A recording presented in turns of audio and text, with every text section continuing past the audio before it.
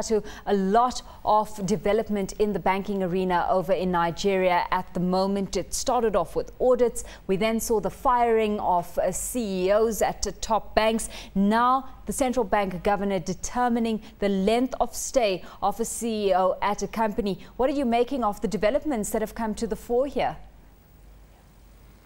I think what we need to focus on is what the governor really wants to do. I think the governor is institutionalizing the Nigerian banking industry. Nigerian banking industry has become so big now that manager-owner banks are no longer a plausible reality going forward. I think that's the main focus. We shouldn't focus on the letter of the law that was instituted by the CBN recently. We need to focus on the greater picture. The greater picture is more institutionalized banks, greater board, a stronger board, stronger corporate governance, and a stronger way forward for the Nigerian banking system. I think over the long term, this is a net positive for the Nigerian banking system. If that is the case, Kato, where does the line get drawn in terms of where the Central Bank of Nigeria can and cannot intervene, and what prevents clear, outright nationalization? The central bank is intervening because it has just invested about 620 billion naira in the banking system. Central bank has been there to bail out the banking system. It therefore has a right and a duty to ensure that the same mistakes that were made in the past are not repeated. There were individuals within the banking system that abused their seats in office, and the central bank is trying to limit the repeat of that going forward.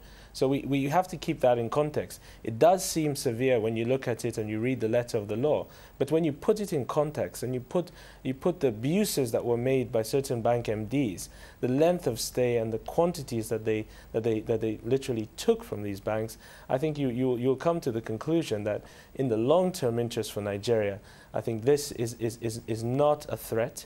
This is actually a good thing for Nigeria, and it's actually a good thing for bank shareholders in the long term. For the bank MDs that have to leave that were actually very good and participated in the creation of the nationalized industry, I think we need to say well done to them. But I think the structure he's implementing going forward will prevent a repeat of the abuses of yesterday. That having been said, what role do you see the Central Bank of Nigeria playing moving forward in terms of succession planning at these banks? The central bank is not going to be a participant in succession planning. That is the job of the board. That is the job of shareholders. You know, these banks have a wealth of talent. Some of the best talent I've seen across Africa, and I do have the privilege of really covering banks across Africa. They have a wealth of talent, and it's there. The central bank does not need to pick individuals within these healthy banks. I think the boards of these healthy banks, the previous MDs together, will choose people that will carry on the mantra. They did a great job of bringing Nigeria to the world stage, and I think they've built a very strong quality and high level of executive staff in these banks that will definitely lead Nigeria forward. So let's look at the four banks, Kato, that are going to be affected most immediately, that being Zenith, UBA, Unity Bank and Sky Bank as well. Do you think they have enough time to find new CEOs and groom them for that position as soon as July this year? Certainly, without a doubt. And particularly, I mean, bank like UBA, I mean, you'll be hard-pressed to find a better group CFO across Africa.